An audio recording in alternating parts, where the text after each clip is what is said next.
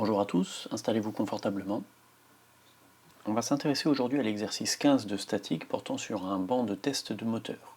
Pour présenter rapidement le fonctionnement de ce banc de test, c'est un système dans lequel vous allez installer le moteur de la voiture que vous souhaitez tester et via un système d'accouplement, vous allez relier l'arbre moteur à un frein de manière à simuler la présence de la voiture pour étudier le comportement du moteur en charge. Le frein qui est installé est un frein à courant de Foucault. Vous avez donc deux bobines situées de part et d'autre d'un disque fixé au rotor. Et en mettant en place un courant électrique dans ces bobines, vous allez pouvoir créer un champ magnétique qui va freiner le rotor. On donne également les dimensions du système, donc par les vecteurs AB, AG, AC, AO. Les points A, B et C étant les points de liaison du moteur avec le bâti. Ce sont trois points qui sont les points tels que le moteur est mis en place dans la voiture, et on propose de modéliser pour les liaisons entre le moteur et le châssis une liaison sphérique au point A, une liaison sphère-cylindre d'axe BY au point B, et une liaison sphère-plan d'axe CZ au point C. On donne également les coordonnées du point G qui est le point d'application des efforts de pesanteur sur le moteur. La première question qui nous est posée est de déterminer l'équilibre du moteur au point A pour obtenir les actions de liaison en A, B et C sous forme littérale puis numérique. Pour cela, on effectue le bilan des actions mécaniques extérieures appliquées sur le moteur. Il y a dans un premier temps la liaison sphérique en A qui va bloquer les 3 degrés de liberté en translation et aucun degré de liberté en rotation. Il y a ensuite la liaison sphère-cylindre en B qui va bloquer 2 degrés de liberté en translation et aucun degré de liberté en rotation. Puis la liaison sphère-plan en C qui va bloquer 1 degré de liberté en translation. On peut enfin prendre en compte l'action mécanique de pesanteur en G, et puis bien sûr l'action du couple résistant exercé par le frein. Vous noterez au passage que sur ce torseur d'action mécanique du couple résistant, je note ici une étoile pour le point d'application, de manière à bien garder à l'esprit le fait qu'un torseur couple est valable sous cette forme-là en quelques points que ce soit. En effet, pour appliquer le principe fondamental de la statique, il faut exprimer tous ces torseurs au même point. Ici, l'énoncé propose le point A, et on peut remarquer que le choix qui est fait par l'énoncé est relativement judicieux puisque le torseur de la liaison sphérique en A est le torseur qui possède le plus de composantes non nulles, c'est donc a priori le torseur qui sera le plus difficile, entre guillemets, à déplacer. Alors si je déplace le torseur de la liaison sphère-cylindre au point A, et bien voilà ce que je retrouve. Deux composantes de moment viennent s'ajouter ici pour le moment en A de cette action mécanique sphère-cylindre appliquée au point B. Je peux également déplacer le torseur de la liaison sphère-plan, et voilà ici deux nouvelles composantes également au niveau du point A. Ensuite, l'action mécanique de pesanteur, voilà également les deux nouvelles composantes dues au déplacement de cette action mécanique. Et puis on l'a dit tout à l'heure, l'action du couple résistant est valable au point A sous cette forme-là. Le fait de déplacer un torseur couple ne modifie pas sa forme. À partir de ces 5 torseurs d'action mécanique, eh bien on peut appliquer le principe fondamental de la statique sur le moteur. Et voilà ici les 6 équations que l'on obtient. Équation de résultante selon x, de résultante selon y, de résultante selon z, de moment autour de x, autour de y et autour de z. On identifie très rapidement, par exemple avec l'équation RY, que la composante YA est nulle. De la même manière, on va identifier très rapidement avec l'équation de moment autour de z que la composante xb est nulle. On en déduit alors très rapidement avec l'équation Rx que xa est nul également. Et puis ensuite, on va pouvoir utiliser par exemple l'équation my pour déterminer la valeur de zc. Et en utilisant ensuite de manière combinée les deux équations Rz et Mx, on va pouvoir trouver les expressions de Za et de Zb en fonction de Mg et des différents paramètres de longueur. Voilà finalement ce sur quoi on arrive. Za est égal à Cr sur Lyb plus Mg facteur de 1 plus Lyc Lxg moins Lyg Lxc moins Lyb Lxg sur Lyb Lxc. On trouve également Zb est égal à moins Cr sur Lyb plus Lyg Lxc moins Lyc Lxg sur Lyb Lxc fois Mg. Et puis Zc, on l'a dit quasiment tout à l'heure, Lxg sur Lxc fois Mg. L'application numérique donne Za égale 100 Newton, Zb égale 500 Newton et Zc égale 200 Newton. Ensuite, on s'intéresse dans un deuxième temps à la liaison entre le moteur frein et l'arbre de transmission. Donc la solution qui est retenue ici, c'est d'utiliser un cardan qui va être fixé sur l'arbre du frein. À l'extrémité de ce cardan, vous avez, donc en liaison avec la fourche 2, en liaison encastrement, un tube qui va posséder des cannelures intérieures, et ce tube va être emmanché sur un arbre possédant des cannelures extérieures, et cet arbre va être fixé via un accouplement élastique à la sortie de l'arbre moteur. On s'intéresse dans un premier temps à la liaison entre l'arbre moteur et l'arbre cardan. Et si l'on veut modéliser cette liaison, eh bien les cannelures vont bloquer la rotation de l'arbre moteur par rapport à l'arbre cardan. Par contre, la translation reste possible dans la direction de l'arbre. On peut donc modéliser cette liaison par une liaison glissière.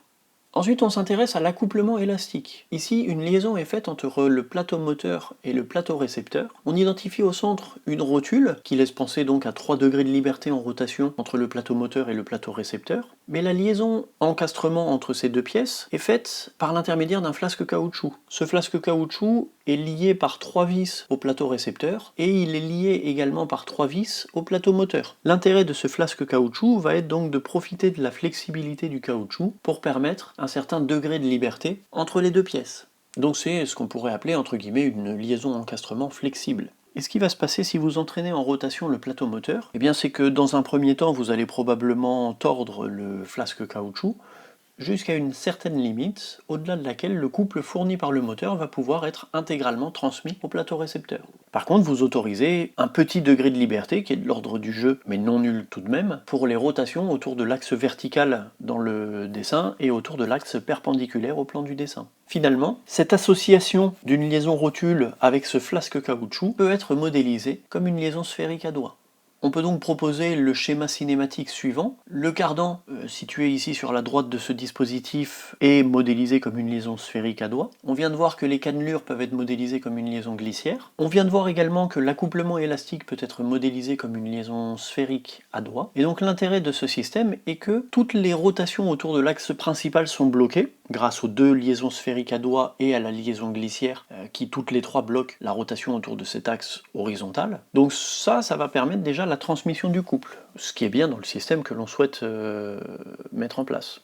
L'intérêt par contre des degrés de liberté supplémentaires apportés par les deux liaisons sphériques à doigts et par la liaison glissière, c'est d'une part, grâce à la liaison glissière, de permettre un défaut de positionnement axial. Alors ce que j'entends ici par défaut de positionnement axial, c'est pas forcément un défaut au sens négatif du terme. On peut tout à fait imaginer en effet que sur ce banc de test moteur, on souhaite tester plusieurs moteurs de géométrie différente, et pour éviter de devoir refabriquer un banc de test à chaque nouveau moteur que l'on sort, eh bien cette liaison glissière va permettre de tester des moteurs un peu plus longs ou un peu plus courts les uns que les autres. Et puis grâce aux deux liaisons sphériques, on va pouvoir d'une part gérer les défauts de coaxialité, et on va pouvoir également gérer les défauts de parallélisme. Et donc là par exemple, ça serait plus vraisemblablement le cas en effet si un moteur est entre guillemets mal mis en position sur le banc d'essai. La partie suivante nous demande de nous intéresser à l'accouplement conique. L'arbre lié au rotor du frein est en accouplement avec le joint de cardan par l'intermédiaire d'un manchon d'accouplement numéro 1 conique. On identifie ici sur la droite le demi-angle au sommet de 1,5 degré. Et compte tenu de cette faible valeur de l'angle au sommet, eh bien, il va y avoir un phénomène de coincement entre la pièce 1 et la pièce 2. Et si l'on transmet un effort axial entre 1 et 2 suffisant, eh bien, on va également pouvoir, grâce au frottement, exercer un couple de 1 sur 2. On retrouve donc ici la modélisation de la surface conique entre les deux pièces. On peut considérer par exemple que la hauteur de cette portion conique est L, que les rayons varient entre R1 du côté le plus fin du cône jusqu'à R2 du côté le plus épais du cône. Et on présente également un petit élément de surface. Ce petit élément de surface est situé à une hauteur X du cône. Il a lui-même une hauteur dx, mais comme la surface du cône est inclinée, eh bien la longueur du petit élément de surface va être égale à dr sur sinus alpha ou bien dx sur cosinus alpha. Et puis angulairement, on va retrouver une longueur du petit élément de surface qui est égale à r fois dθ. Pour connaître le couple maximal transmissible en fonction de l'effort axial, ou pour connaître l'effort axial qu'il faut exercer pour pouvoir transmettre un couple imposé, on va dans un premier temps chercher une relation entre l'effort axial Fx et la pression de contact et les rayons R1 et R2. Alors pour ça, on va commencer par expliquer le fait qu'au voisinage d'un point M de la surface conique, la pièce 1 exerce sur la pièce 2 une pression P responsable de l'apparition d'un effort normal, avec dF de 2 sur 1 normal au point M qui est égal à moins Pn ds, P étant la pression, N étant le vecteur normal, et ds l'élément de surface au voisinage du point M. Dans ce mécanisme-là, on souhaite transmettre le couple par adhérence. Il est donc indispensable de prendre en compte un effort tangentiel calculé en limite de glissement à l'aide du coefficient de frottement. On va donc pouvoir écrire le fait que cet effort tangentiel élémentaire dft de 2 sur 1 au point M est égal à mu p vecteur t ds, mu étant le coefficient de frottement, p la pression, t le vecteur tangentiel et ds toujours la surface élémentaire au voisinage du point M. Ici, le signe importe peu. On sait que les lois de Coulomb disent que la composante tangentielle de l'effort doit s'opposer à la vitesse entre les deux solides. En réalité, ici, le choix du signe nous intéresse assez peu puisque ça va simplement caractériser le fait que le moteur tourne dans le sens direct ou dans le sens indirect, mais ça ne changera pas la relation que l'on trouvera finalement. On peut donc exprimer l'effort élémentaire exercé entre 2 et 1 au voisinage du point M comme moins P suivant N plus mu P suivant T multiplié par ds. Et pour trouver l'effort axial, on va s'intéresser uniquement à la composante dans la direction X de cet effort. Donc on en prendra le produit scalaire avec le vecteur X. Pour trouver l'effort axial global Fx exercé, on va ensuite intégrer cet effort élémentaire sur la surface du cône. L'effort Fx, c'est donc l'intégrale double sur la surface S du cône de l'effort élémentaire en produit scalaire avec x, c'est-à-dire l'intégrale double sur la surface de moins Pn plus mu Pt ds scalaire x. On a précisé tout à l'heure que la surface élémentaire ds était égale à r dθ dr sur sinus alpha. On peut également s'intéresser au fait que n en produit scalaire avec x est égal à sinus alpha. On peut également préciser que t en produit scalaire avec x est égal à 0. Il va finalement rester le fait que l'effort axial est égal à 2π fois p fois r2 au carré moins r1 au carré sur 2. Et bien sûr, les coefficients 2 vont pouvoir se simplifier au numérateur et au dénominateur. On arrive finalement à fx est égal à pi p facteur de r2 au carré moins r1 au carré. Pour se rassurer quant à ce résultat, on peut faire une petite analyse dimensionnelle. Le terme pi est sans unité, P est une pression en newton par mètre carré, R2 au carré et R1 au carré sont des longueurs au carré en mètre carré, et le produit P fois R2 au carré moins R1 au carré en newton par mètre carré multiplié par mètre carré est bien homogène à des newtons, l'unité normale pour un effort.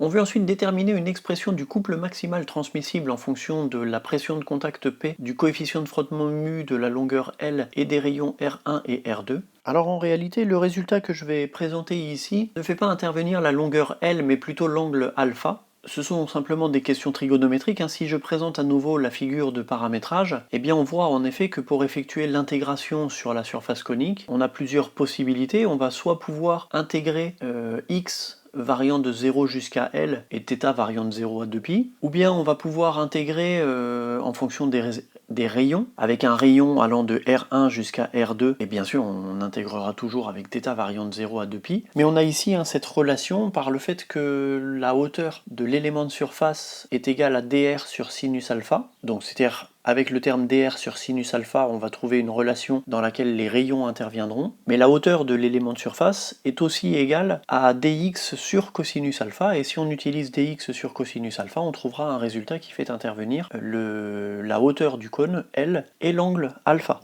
Et puis en combinant les deux résultats, on trouverait un résultat dans lequel on a à la fois L et R1, R2, mais pas alpha. Donc c'est simplement une relation trigonométrique en réalité entre les deux résultats que l'on peut trouver selon les variables d'intégration que l'on choisit. Simplement, comme le premier résultat que l'on obtient fait intervenir le rayon ou la longueur, mais pas les deux, et qu'il faut jongler entre les deux pour trouver une relation dans laquelle on a à la fois la longueur et le rayon, eh bien je vais me contenter ici d'exprimer une relation entre le couple transmissible, la pression de contact, le coefficient de frottement et les rayons R1 et R2, et bien sûr l'angle alpha. Pour calculer le couple transmissible, il faut déjà déterminer le couple élémentaire appliqué au point O par un petit effort exercé au point M. Et pour ça, on va utiliser la relation de changement de point en disant que le moment élémentaire dm au point O par l'effort exercé entre 2 et 1 au voisinage du point M est égal au produit vectoriel entre OM et le vecteur effort élémentaire moins Pn plus mu Pt ds.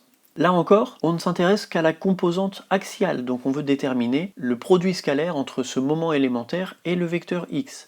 Et si on prend en compte ça dès à présent, on va pouvoir constater qu'il y a un grand nombre de simplifications dans le calcul. En effet, en posant le vecteur déplacement OM est égal à x suivant x plus r suivant ER, on va pouvoir s'intéresser au produit vectoriel de x porté par x plus r porté par ER en produit vectoriel avec moins Pn plus mu Pt ds en produit scalaire avec x. Et donc ce qu'on va retrouver ici dans un premier temps, c'est la composante x portée par x en produit vectoriel avec moins Pn, le tout en produit scalaire avec x. Je vais pouvoir sortir ici du produit vectoriel les normes des deux vecteurs, et je vais retrouver donc moins xp fois le produit vectoriel entre x et n, et ensuite le produit scalaire par rapport à x. Et ce qu'on peut constater ici, c'est que le produit vectoriel de x par rapport à n, par définition, est orthogonal au vecteur x. Donc le terme xp fois x vectoriel nds scalaire x est égal à 0.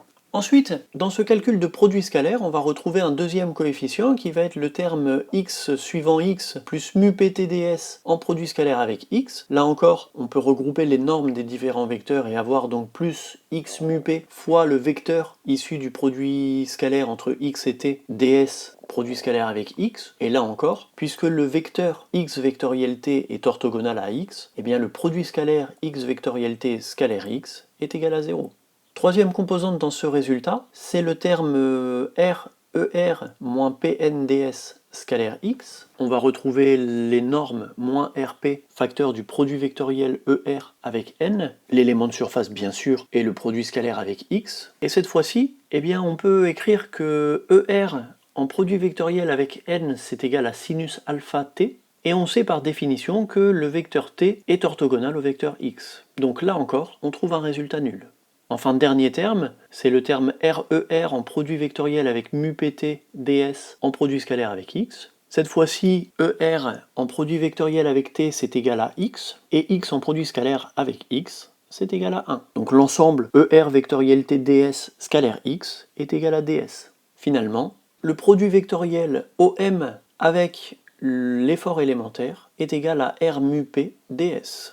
On peut donc calculer le couple transmissible par intégration double sur la surface de R mu p ds. Les termes mu et p ne dépendent pas des variables d'intégration, on peut donc les sortir de l'intégrale. On rappelle l'expression de ds qui est égale à r dθ dr sur sinus alpha, ce qui donne r carré dθ dr sur sinus alpha. On va trouver finalement mu p sur sinus alpha, intégration de 0 à 2pi, intégration de r1 à r2 de l'expression r carré dr dθ. Puisque rien ne dépend de θ, l'intégration en θ se fait facilement en multipliant le résultat par 2pi. Il reste alors à intégrer le terme r carré dr qui va donner r2 au cube moins r1 au cube sur 3. Et voilà finalement l'expression du couple 2pi mu p facteur de r2 au cube moins r1 au cube sur 3 sinus alpha. Et puis à partir des deux résultats précédents, on va pouvoir maintenant déterminer la relation entre l'effort axial Fx et le couple transmissible. Question 5, nous avions déterminé Fx est égal à pi fois p fois r2 au carré moins r1 au carré. Question 6, nous avons déterminé C est égal à 2pi mu p facteur de r2 au cube moins r1 au cube sur 3 sinus alpha. En déterminant la valeur de P dans ces deux équations, on va pouvoir trouver aisément le fait que l'effort axial Fx est égal à 3 sinus alpha facteur de R2 au carré moins R1 au carré sur 2 mu facteur de R2 au cube moins R1 au cube fois C. On s'intéresse dans la troisième partie au calibrage du capteur d'effort qui est installé sur le banc de test. Donc on retrouve ici le banc de test photographié du côté du frein. Sur le carter du frein, on vient fixer à un bras de levier Q un capteur d'effort qui va permettre de déterminer le couple exercé par le moteur sur le frein. Et pour le calibrage de ce capteur, eh bien on met en place deux bras L1 et L2, et à l'extrémité de ces deux bras L1 et L2, on vient placer une masse connue, M1 et M2, de manière à calibrer le capteur d'effort. En utilisant les données géométriques de cette figure, eh bien on va pouvoir déterminer la relation liant l'effort mesuré par le capteur T indice cap à la masse M2 et aux grandeurs géométriques R et Q. En effet, ici, une application très rapide du principe du moment statique autour de l'axe X va donner le fait que le moment appliqué par la masse est égal à R M2G. Le moment résultant au niveau du capteur est égal à Q fois T cap, et donc l'effort mesuré par le capteur T cap est égal à RM2G sur Q. En utilisant exactement la même démarche, on va pouvoir, dans le cas du sens négatif, retrouver le même type de relation. T cap moins est égal à RM1G sur Q. Et l'intérêt ici de faire ce calibrage dans les deux sens, eh bien, c'est de permettre le réglage du zéro du capteur. En effet, avec ce réglage dans les deux sens, on va effectuer une mesure en traction du capteur, on va effectuer une mesure en compression du capteur, et de cette manière-là, on va pouvoir régler le zéro du capteur, le décalage vertical de la courbe caractéristique du capteur. Enfin, dans une quatrième partie, on s'intéresse au système de démarrage du moteur. On indique ici que le frein est lié à un moteur électrique. On retrouve en bas une poulie liée au moteur électrique qui va entraîner par l'intermédiaire d'une courroie une deuxième poulie fixée au rotor du frein et donc du moteur à tester. Et on précise également ici qu'il y a une roue libre installée sur cette deuxième poulie. On précise également les caractéristiques du moteur électrique qui est utilisé. On reviendra sur ces caractéristiques un petit peu plus tard. La première question porte ici sur l'utilisation du composant roue libre dans la poulie liée à l'arbre du frein. Pour justifier le choix de ce composant, eh bien, il faut garder à l'esprit le fait que le moteur électrique ne doit pas être entraîné par le moteur thermique une fois que celui-ci a démarré. Ce moteur électrique va servir uniquement à lancer le moteur thermique. Donc la roue libre, c'est un composant justement qui va permettre de transmettre le couple dans un sens et non dans l'autre. Donc c'est-à-dire que si le couple vient depuis le moteur électrique par l'intermédiaire de la roue libre jusqu'au moteur thermique, alors le couple va pouvoir être transmis par la roue libre. Par contre, à partir du démarrage du moteur thermique, le couple va venir du moteur thermique par l'intermédiaire de la roue libre et va tenter, entre guillemets, de remonter la chaîne mécanique jusqu'au moteur électrique. Et c'est ici que la roue libre va se débrayer et va désolidariser l'arbre du frein de l'arbre du moteur électrique. Enfin, la dernière question porte sur le dimensionnement du moteur électrique. On indique que pour pouvoir démarrer le moteur thermique, il faut appliquer sur son vilebrequin un couple de 18 Nm. On va donc essayer de déterminer le couple que le moteur électrique doit exercer pour avoir effectivement 18 Nm au niveau de l'arbre du moteur thermique, dans la mesure où ce système s'appuie sur une transmission poulie-courroie. On suppose pour cela que le rendement est unitaire dans la transmission, et on va déterminer le fait que le couple que le moteur de démarrage doit fournir est égal au couple moteur de démarrage dont le moteur thermique a besoin, multiplié par le rapport de transmission 75 sur 150. Finalement, l'application numérique se fait très simplement. Le couple moteur de démarrage demandé au moteur électrique est de 9 Nm. Si je reviens sur la documentation du moteur, eh bien on va trouver dans la littérature les valeurs numériques de tous les couples caractéristiques du moteur, notamment le couple de démarrage, le couple maximal et le couple nominal. Et ce qu'on peut constater ici, c'est que le moteur électrique doit exercer un couple de démarrage de 9 Nm. Or, tous les couples caractéristiques du moteur électrique sont supérieurs à cette valeur. Donc ce moteur électrique conviendra parfaitement pour démarrer le moteur thermique.